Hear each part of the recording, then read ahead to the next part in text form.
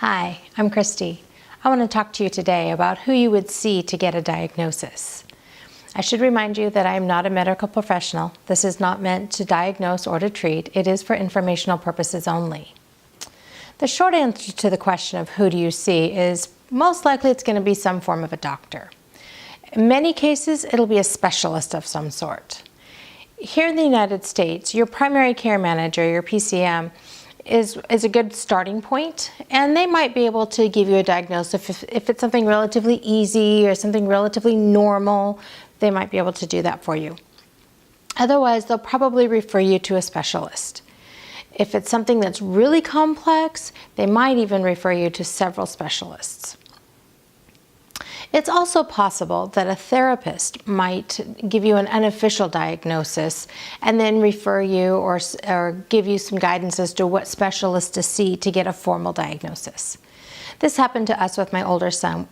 Our speech therapist recommended or diagnosed him unofficially with apraxia of speech when he was young. But she said that she wouldn't make it formal. She recommended that we go to a neurologist to get that formal diagnosis, which we did. The key for getting a diagnosis, though, is to be persistent. Keep following through. Keep searching out doctors and specialists until you get answers that make sense. Make appointments. Follow through and go to them. Do the paperwork that's necessary for them. Ask questions. Come up with a list of questions before you go so that you have an idea and you don't have to worry about remembering everything there while you're in the appointment itself. Some people are really concerned about their loved one being labeled. And I understand that. You know, there is some concern there. I look at labels and at diagnoses a little bit differently, though.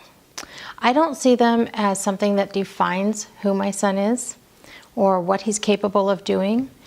To me, they don't define that. They don't change who he is or what he's capable of doing. They're a description of issues that he faces. And a lot of times these diagnoses come with a really broad range of symptoms or characteristics within the same diagnosis. And so, you know, for example, with autism, you've got the whole spectrum. And so to say you have a child or a loved one who's autistic, that can mean so many different things.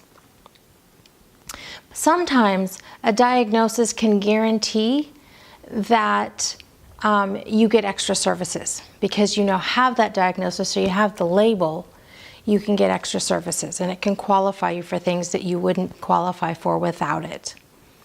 A diagnosis, like I said before, guarantees nothing about potential of the person and or what they will accomplish.